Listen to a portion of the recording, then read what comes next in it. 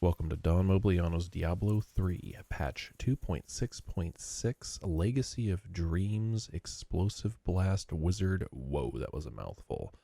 I really enjoy the Explosive Blast skill. It's a really fun build to run. However, with T16 and introduction of T16, there hasn't been quite as much damage increase and whatnot for the skill, so it's kind of fallen off, especially with the rise of Veers. This build is more focused for running rifts and just kind of casual play throughout all of Sanctuary. You could run it for bounties, but it's not going to do very well against bosses because it relies heavily on gold pickup in order to keep your toughness up. This is not your typical explosive blast build. This is a kind of an offshoot thing that I came up with that's pretty fun. It's not as fast as Veers, but it's still really fun. It's pretty fast though.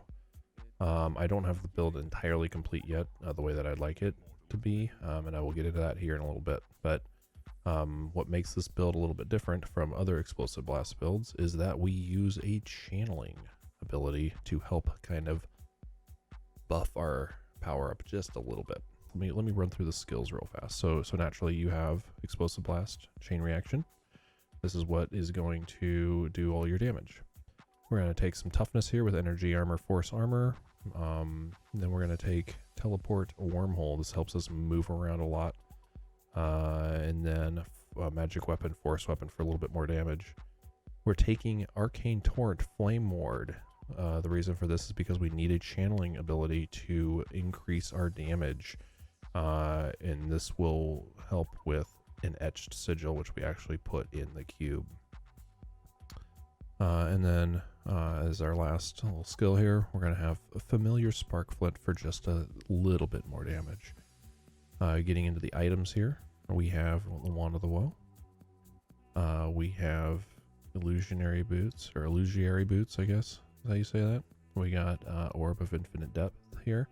This thing is really great for increasing your damage of Explosive Blast, as well as giving you up to 80% damage reduction, which is really, really great and very useful. Ideally right here, you'd have Swampland, Ancient Swamplands, the Witch Doctor Pants with fire damage. I do not have those yet. I've been trying. In this ring slot here, you could have the Stone of Jordan, ideally an Ancient. Mine is not Ancient yet. Still trying to farm that out. In this ring slot here, you'd probably want to go with either a Convention of Elements like what I have here, or an Avarice Band. You really want an Avarice Band in this build. It helps pick up gold. And in running speed rifts, it picks up the progression globes as well from elites. So it's very, very important to have an Avarice Band. In this case right now, since I have Convention of Elements here, I don't actually have an Ancient version of the Avarice Band, so I have it in the cube actually. We have Gold Wrap here. That keeps us alive. We're running Nemesis Bracers for bringing out, some more elites on pylons and shrines. We're running Cindercoat here for more fire damage and resource cost reduction of fire skills. This is really helpful as well for keeping up our resource.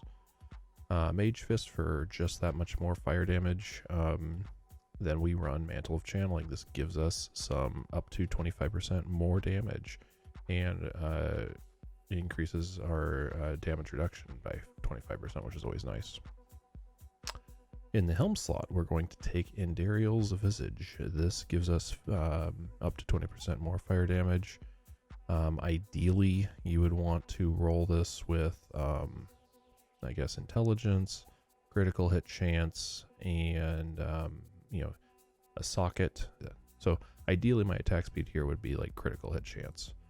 We don't actually want attack speed on this. I have it right now because it rolled Wig's armor or something, and I just ended up taking attack speed, but we don't want attack speed. I'll get into that in just a second. And then for the last piece, we have Squirt's Necklace.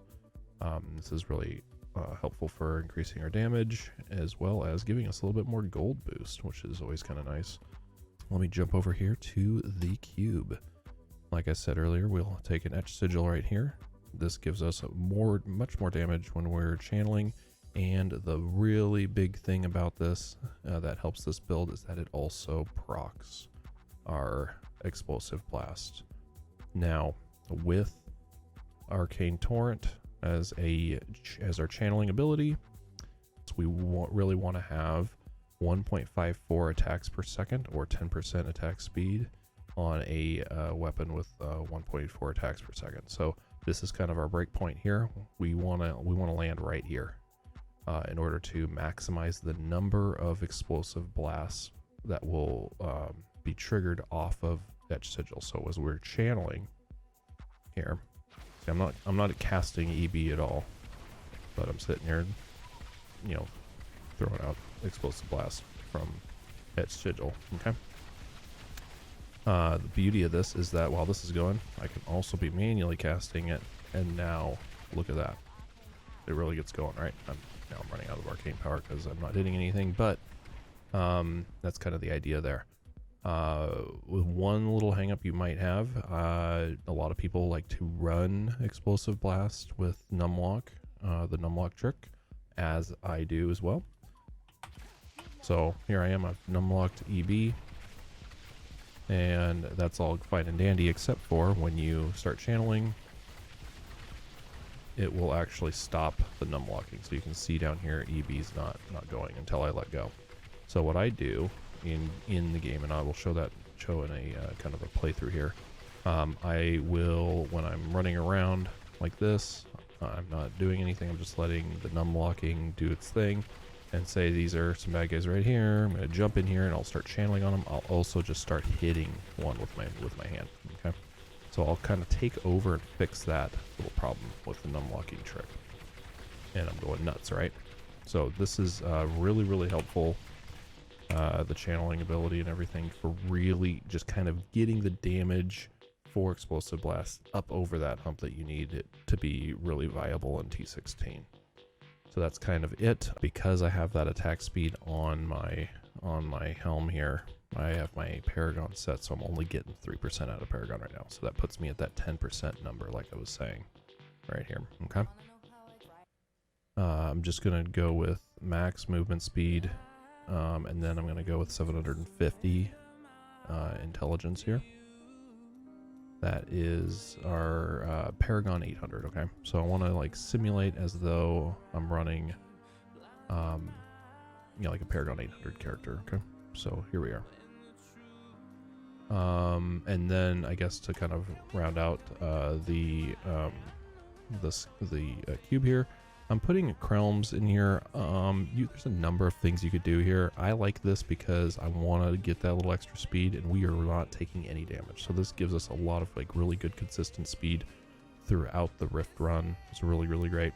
And then, like I said earlier, Avarice Band right here. This is really, really important for speeding. You want to just fly through these rifts as quickly as possible, and this really, really helps with that.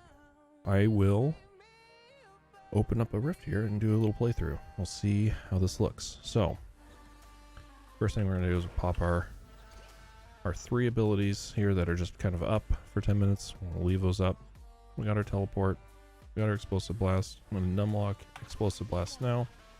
So this is going, and then we'll open up a rift. And like I said, this is not as fast as Veer's, but it is pretty fast and it is pretty fun. So here I'm gonna hit this elite right here. I'm gonna hit one, which is where I have my EB. So it's channeling in there. So when you're running around here, typical white mobs, you don't even have to worry too much about it. In fact, I just crushed that elite there without even channeling. So this is actually a really good strong build. You almost don't need a channel until you do, until you need it. So the other option in the build that I would probably do ideally is I would take your Avarice Band, wear that, and then in the cube put your Flavor of Time. That's an option anyway. So instead of running COE, then you get those power or those pylons lasting for twice as long, which is really helpful. So this is nice and fast. See, these guys are melting. It's really fun. I'm not taking damage, you know, I'm just kind of flying around here. If I stop the channel, I just start hitting manually, casting the Explosive Blast, and there we go. And this is really, really fun. Everything's blowing apart, right? This is such a fun build. I love this build. And it's kind of mindless, you know, which is great. Like, you can just kind of do this when you're like half awake, grinding. Works really well. I've also tested this in a 4-man group, and it still like rock and rolls. It's pretty great. The nice thing also, compared to the other EB builds, is you don't have to worry about NGM and getting elites killed in order to get your damage going. Because EB, you know, really needs that like kind of extra boost. So like right now, this is just my casual casting through Numlock, and of course I'm gonna get a goblin pack in here, it sounds like. Wouldn't be a build video without a goblin pack. So here, let's see how we do, right? Let's see, this is the ultimate test. Good goblin pack right here. T16 goblin pack for you. Okay. How'd I do? Get them all? There's one guy here. Not too bad, right? And they always show up when the RG shows up, I swear.